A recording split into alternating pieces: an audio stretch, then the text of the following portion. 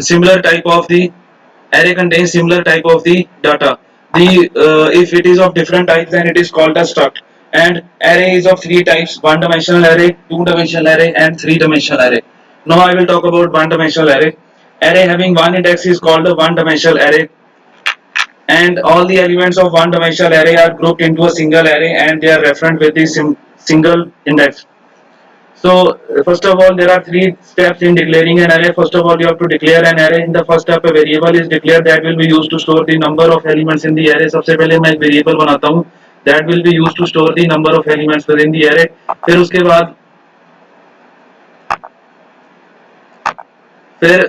उसके बाद अब जैसे यहाँ पे as you can see over here, this int I int arnum. This arnum is the array name.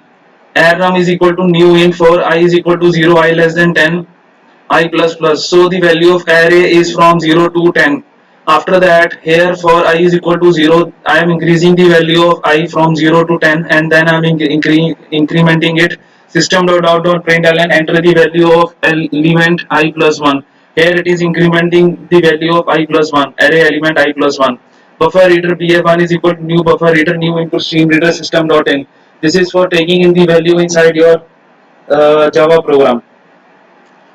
Arnum is equal to new integer dot parseInt bf1 dot readline. This is for reading the value of the Java program. System.out.println, the value of the values in reverse order are this: for I is equal to 9, I greater than or equal to 0, I minus minus. Here this value is taking in reverse order. Here, as you can see, here I am doing the plus increment, here I am doing the minus increment. Why? Because I have to print the array element in reverse order. If you have any questions, you are always free to ask, because array elements are in reverse order. Now,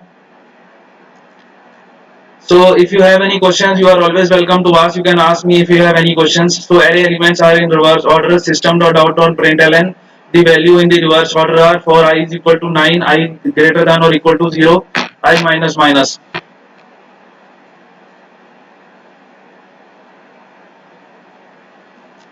तो ऐसी situation में अब मैं क्या कर रहा हूँ कि जो what I am doing is that for now I am printing the value of the array elements in the reverse order. For I is equal to 0, I is greater than or equal to 10, I plus plus. Now here I am doing the reverse of the array element. I am doing the opposite of the array element. Now I can also make it 9 instead of 9. I can also write it 8 over here. I can change the value to 8. Here also I am changing the value to 8. I is less than 7. Because array element will always start from zeroth element, mind you. Array element. अब what I am doing is I am doing the reverse of the array element. मैं array element का उल्टा कर रहा हूँ, मैं reverse कर रहा हूँ. Enter the array element 1. Enter the element 1 is 3. Enter the element 2 is 5. Enter the element 3 is 6. Enter the element 4 is 7. Enter the element 5 is any random number, any random number, any random number, any random number. So enter the value of element number 6, 6, 4, 5, 6. Enter the value of element number 7, 2, 3, 3. Enter the value of element number 8, 4, 3, 2, 4. So here this is the values in the reverse order: 4, 2, 4, 3, 3, 4, 2, 3, 3, 6, 4, 5, 6. This is the reverse of the array element: 6, 7, 5, 4, 5, 4, 6. फिर उसके बाद after that it's 7, then it's 6, then it is 5, then it is 3. So this is the reverse and built successful. Total time is 28 seconds. It took 28 seconds for this program to run properly. Putting up random elements again and again. I'm putting up some random elements. I'm putting some exception in thread main because this is more than the capability of the data type int. Array. Not array. See, int has got a limitation. I'll show you the code once. See, int I. This is integer, better. This is also integer. So this is more than the capability of the int. That is why I was getting that exception over there, because it is a memory overflow. Mind you, memory is getting more than the limit. I'll put some random value over here. Random value, random value, random value, random value. Some random number, some random number, some random number, some random number, some random number. Now it is in reverse order. The values in the reverse order are 3, 4, 3, 4, 3, 4, 9, 8, 7, 8, 9.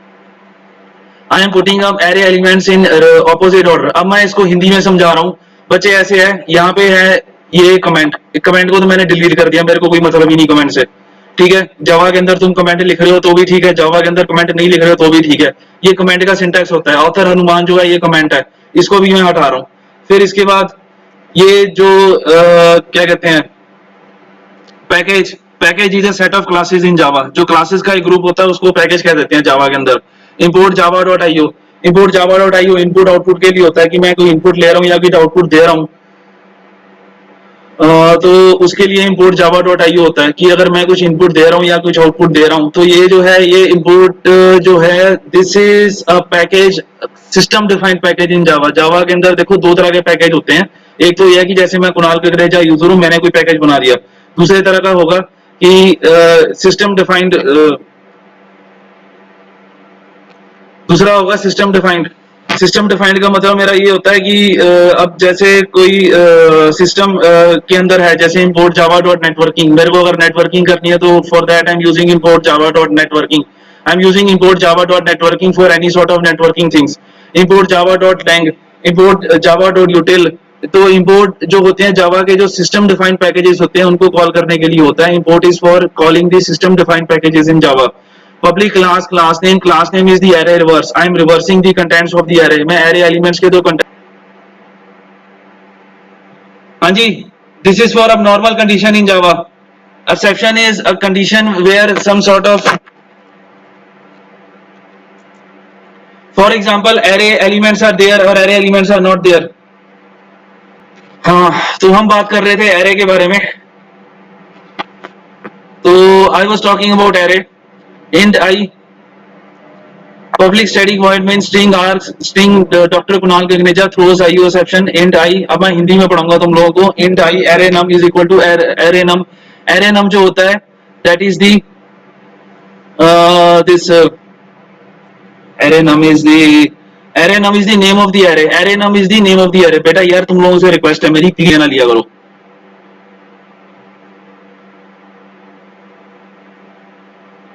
हाँ जी, शुभम शर्मा यार please बताओ यार, बच्चे क्यों नहीं आए class में। राजकुमार please बताओ यार। ऐसे ना किया करो यार, मेरी क्लास अटेंड क्यों नहीं करते तुम लोग। मैं इतना प्यार से पढ़ाता हूँ तुम लोगों को।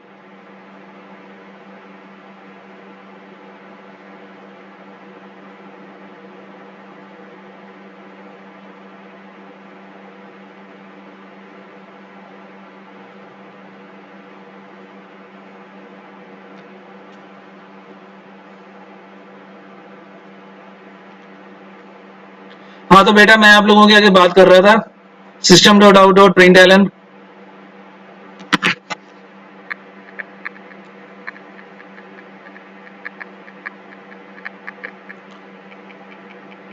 हाँ तो system dot out dot println, system dot out dot println किस लिए होता है, ये होता है system dot out dot println line को प्रिंट करने के लिए। वेरी गुड बेटा, शाबाश बेटा। क्लास में आया करो यार। देखो आज मेरे को बहुत बुरा लगा, तुम्हारी सारी क्लास के लिए मैं मैसेज दे रहा हूँ, ठीक है। क्लास में आया करो बच्चे please. int I int array num is equal to new int 10 for int I is equal to 0 I less than or equal to 8 I plus plus. तो वैल्यू जो है वो I की मैं 0 से लेके 8 तक कर रहा हूँ। I plus plus system dot out dot println enter the value of array element I plus 1 buffer reader bf1 is equal to new buffer reader new input stream reader system dot in. तो यहाँ पे system dot इन जो है वो input read करने के लिए होता है, ठीक है।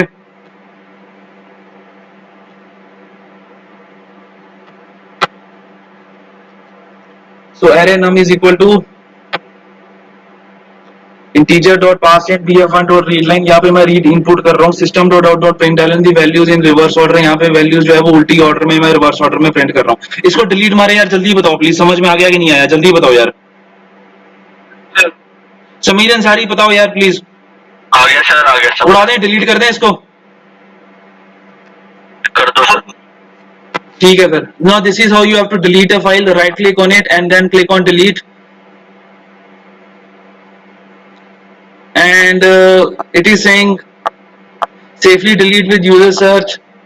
Delete array reverse. Array reverse is the class name. I'll click on refactor and now it is getting deleted.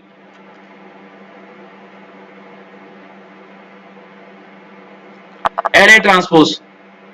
This question came in your exam. आपके पुराने साल के क्वेश्चंस में ये आया था. मैं बार बार क्लास में कह रहा हूँ पुराने साल के क्वेश्चन पढ़ लो पढ़ लो पढ़ लो पढ़ लो पढ़ लो पुराने साल के क्वेश्चन पेपर. अब ये पता कहाँ पे आया हुआ है? Write a program to get 3x3 matrix and find its transpose. 7 number का क्वेश्चन आया हुआ यूनिट 2 के अंदर. पहला क्वेश्चन है ये मैं करा तो दूंगा पर मैं तुम लोगों को भी कह रहा हूँ कि पढ़ लिया करो. पुराने साल के पेपर पढ़ लिया करो. Transpose of a matrix. Import java.io. What is import java.io? This is for input and output. I'll explain it in Hindi and English both. मैं हिंदी इंग्लिश दोनों में समझा दूंगा इसको. Package, distance package. A package is a set of classes in Java. As you can see, this is the package name. तो ये जो आप देख रहे हो यहाँ पे पैकेज नेम यहाँ पे है. डिस्टेंस पैकेज जो है import java.io. ये जो है ये जावा की लाइब्रेरी से मैं इसको कॉल कर रहा हूँ. import java.io. Public class name जो है वो array transpose है. public static void main string r throws io exception. public static void main string r string Kunal Gagneja string r string GCCBA Government College of Commerce and Business Administration throws io exception import output exception. I'll save it. This is how you have to save it. इधर save करना होता है. And array num is equal to फलाना. int array num is equal to यहाँ पे जो है empty values में दे रहा हूँ array को. int array ओ यार ना छोड़ के जाओ यार. तुम लोग क्या कर रहे हो? ये मेरे को बर्बाद होगा किस दिन. डोंट लीव द क्लास बेटा. int array num is equal to empty array elements. int array transpose is equal to empty array elements. array num is equal to new int 2,3 and array transpose is equal to 3,3. for int I is equal to 0 I less than 2 I plus plus. तो यहाँ पे मैं क्या कर रहा हूँ? सबसे पहले मैं यहाँ पे int array num जो है मैं एक 2 dimensional array बना रहा हूँ. मैं क्या बना रहा हूँ? 2 dimensional array. I am making a 2 dimensional array over here. int array num. int array transpose. int array transpose मैं क्या कर रहा हूँ? यहाँ पे मैं एरे का जो ट्रांसपोज होता है वो मैं बना रहा हूँ. नाउ एरे ट्रांसपोज के लिए मैं एक 2 डायमेंशनल एरे और बना रहा हूँ. तो मैंने टोटल 2 नए 2 डायमेंशनल एरे मैंने बनाए हैं. एक तो सबसे पहले I have made 2 new 2 dimensional arrays. First of all one is for array num and second is for array transpose or the transpose of the matrix. हाँ जी बेटा यहाँ तक समझ में आ गया? हाँ जी सर. मैं सिंपल है देखो कुछ ज्यादा कॉम्प्लिकेटेड नहीं है. सबसे पहले तो एरे ओरिजिनल बना लिया 2 डायमेंशनल. फिर उसके बाद उसको जो मैट्रिक्स है उसका ट्रांसपोज करने के लिए मैंने एक दूसरा एरे बनाया. अब क्वेश्चन ये आ जाता है कि उसकी क्या जरूरत थी? ट्रांसपोज की क्या जरूरत थी? क्योंकि देखो जो मैट्रिक्स होता है वो 2x2 मैट्रिक्स होता है. मतलब सॉरी मैट्रिक्स जो होता है वो रोज और कॉलम्स होते हैं मैट्रिक्स के अंदर. Matrix has got rows and columns. तो ऐसी सिचुएशन में रोज एंड कॉलम्स जो होते हैं वो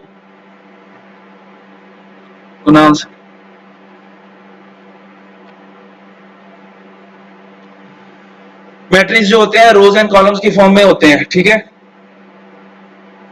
ओके सर. तो ऐसी सिचुएशन में तभी मैंने इसको array num 2,3 मैंने इसको इस तरीके से प्रिंट करा. array transpose is equal to new int 3,3. तो array transpose के लिए भी मैं एक नया मैट्रिक्स डिक्लेयर कर रहा हूँ. for int t is equal to 0 t less than 2 I plus plus. for int I is equal to 0 I less than 2 I plus plus. तो यहाँ पे मैंने एक for loop लगा दी. this is a for loop which I am putting up over here. for int j is equal to 0 j less than 3 j plus plus. तो यहाँ पे j loop for loop है. तो यहाँ पे मैंने 2 for loop लगाई है. for int I is equal to 0 I less than 3 I plus plus and for int j is equal to 0 j less than 3 j plus plus. system dot out dot print enter the value of the element I plus j plus. तो यहाँ पे system dot out dot print मैं कर रहा हूँ और यहाँ पे मैं वैल्यू प्रिंट आउट कर रहा हूँ array एलिमेंट की I से लेके j तक की.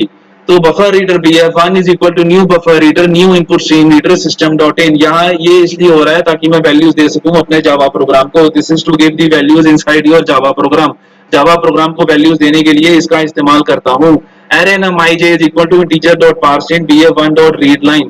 तो यहाँ पे in array num I comma j is equal to integer dot parseInt bf1 dot readline। यहाँ पे array elements की मैं वैल्यू दे रहा हूँ, array elements को मैं वैल्यू दे रहा हूँ। array num bf1 array num I j is equal to integer dot parseInt bf1 dot readline। यहाँ पे मैं array elements को वैल्यू दे रहा हूँ। system dot out dot println matrix entered is for int i is equal to 0 i less than 3 i plus plus। जो system की जो matrix की जो वैल्यूज है for i is equal to 0 i less than 3 i plus plus। For int j is equal to 0 j less than 3 j plus plus। जो तो यहाँ पे प्रिंट करना है मेरे को, तो प्रिंट करने के लिए जो वैल्यूज है i और j की वो मैं इंक्रीज कर रहा हूँ। क्यों मैं इंक्रीज कर रहा हूँ? क्योंकि जो मैट्रिक्स है उसका ट्रांसपोज मेरे को निकालना है, तो उसकी वजह से एरे नम सबसे पहले जो है मैट्रिक्स की वैल्यूज में प्रिंट कर रहा हूँ। एरे नम आई कॉमा जे मैट्रिक्स की वैल्यूज में प्रिंट कर रहा हूँ। प्रवेश में